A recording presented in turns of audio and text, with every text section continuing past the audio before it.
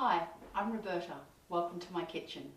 Today we're going to make Bagna Cauda, a classic Italian dish from Piemonte, a region in northwestern Italy up against the Swiss Alps and also bordering Liguria and Provence.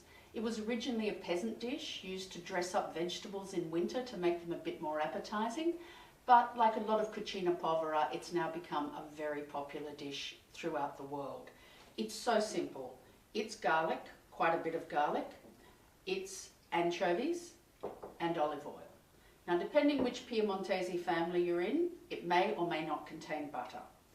We're using butter today because we've got beautiful pepicea butter, and I like the way the oil and the butter go together. It's used as a dip for vegetables, raw or cooked. There's a lot of diversity. Some people even throw in a handful of walnuts. I did read that originally it was probably made with walnut oil, not olive oil, because walnuts are indigenous to Piemonte, olives are not. But these days it's definitely olive oil. So what do we need to do? We get our olive oil in a saucepan. We add as much or as little garlic as you like. I'm using about 5 cloves. We're going to give you a whole head of garlic, so you make your own decisions. If you're measuring 5 cloves, if you get a clove like this, I'd count that as 2. So that goes in. The anchovies go in. We're using about 60 grams net weight, or 90 grams including the oil, and you want that oil, so that's olive oil that the anchovies have been stored in. That's all going to add flavour. And we're going to pop that on the stove for about 5 or 10 minutes, just until those anchovies break down, and then we're going to whisk in the butter. While we're doing that, we can get our vegetables ready. Now, most of our dishes are inspired by great chefs and restaurateurs. This one is inspired by one of our awesome producers, Windy Hills Farm. When Jermaine sent me these gorgeous baby vegetables that she grows, I just thought I have to make Bagna Cauda so that we can eat them. These are the sort of things you normally only see in restaurants. We don't normally get access to them at home, so this is a great opportunity. What do we have? We've got these gorgeous little baby turnips, very similar but purple kohlrabi. And look, these are so good that I'm leaving the roots on. I'm eating the greens. All I've done is soak them in water for about an hour to make sure the greens are nice and perky and to get rid of any dirt. We've also got these so cute little red radishes. Beautiful pencil leeks. They're the only things that need a bit of a trim. They've got a little tiny bit of root there. We're just going to trim that off, and maybe just the tops as well. Let me get those out of the way for you. Yeah, we're just going to give that a bit of a trim there too to make sure they're nice and even, and just in case they're a little bit tired. And then we've got these gorgeous baby fennel with these beautiful dill-like fronds. Now, if you don't eat all of this, chop them off and hang on to them and use them in the same way that you'd use dill. I'm certainly not going to cook any of these little bulbs. I am going to grill the leeks. I think they taste a little bit better, just softened by a bit of heat, but it's entirely up to you. My husband France likes the leeks raw and the fennel cooked. I like the fennel raw and the leeks cooked. It's my Bagna Cauda, so I'm cooking the leeks. I'm just going to give them a grill in a char grill pan like this. You could do it on the barbecue, you could do it in a frying pan. As I said, you could just skip doing it altogether. And now we just need to get them arranged on the platter. Now, obviously, it's up to you, the platters you have on hand, etc., how you arrange it. I'm not going to use all of that fennel. I think this is enough, and I've chosen the smaller ones. So we just want to pop our beautiful kohlrabis on there. Our turnips over here, perhaps. I'm going to put this lovely little jumble of radishes in here. We want to get a few of those cute little red ones on top. And my beautiful grilled pencil leeks can just sit in there. Now, if you were having this traditionally in Piemonte, you might have some slices of cabbage with it, some carrots, baby or otherwise, red capsicums popular.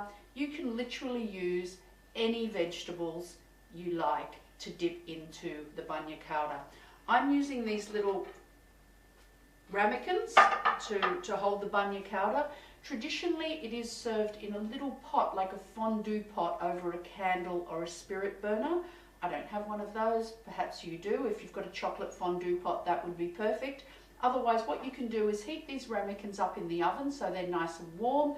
So when you pour the Bagna Cauda dip in, it stays nice and hot while it's at the table.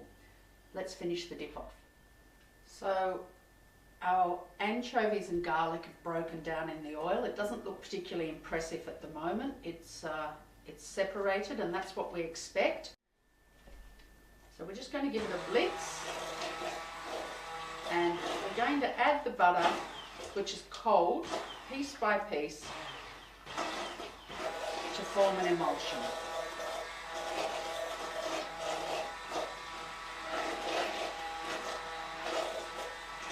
Now, as I said, butter, no butter, it's up to you. Blitz, no blitz. Traditionally in Piemonte, it wouldn't be blitzed with a stick blender. The butter would just be whisked in. I like to try and emulsify it, and I think the stick blender helps with that. It'll still separate a little bit, that's fine too. So there it is, nice and emulsified. As I said, it will separate. You can do this ahead of time and just pop it in the fridge, pop it into the ramekins and then warm them in a low oven, or you could leave it in the pan and warm it in the pan and just give it another blitz before putting it into the ramekins. If you have leftovers, it keeps for days, weeks even, in the fridge. It is preserved. The butter sets on top, which helps preserve it further, and I'll give you some great tips for using the leftovers as well.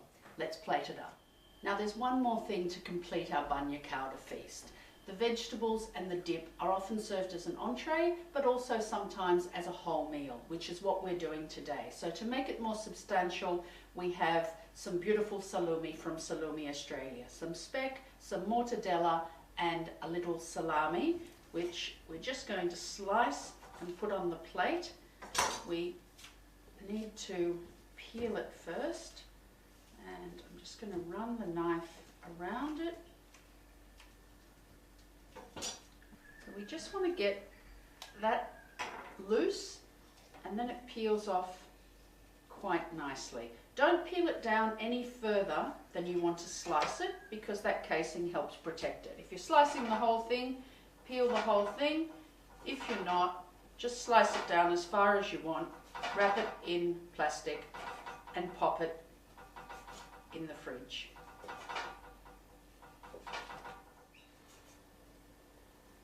There we go, I think that's about enough. We'll leave the rest of that in its casing. And the other really important part of a good Bagna Cauda is lovely crispy bread.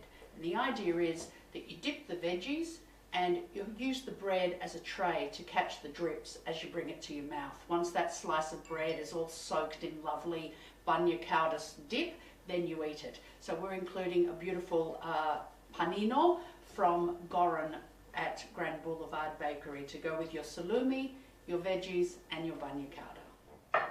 Okay, so it goes into our ramekins. There we go. Some for you. Some for you.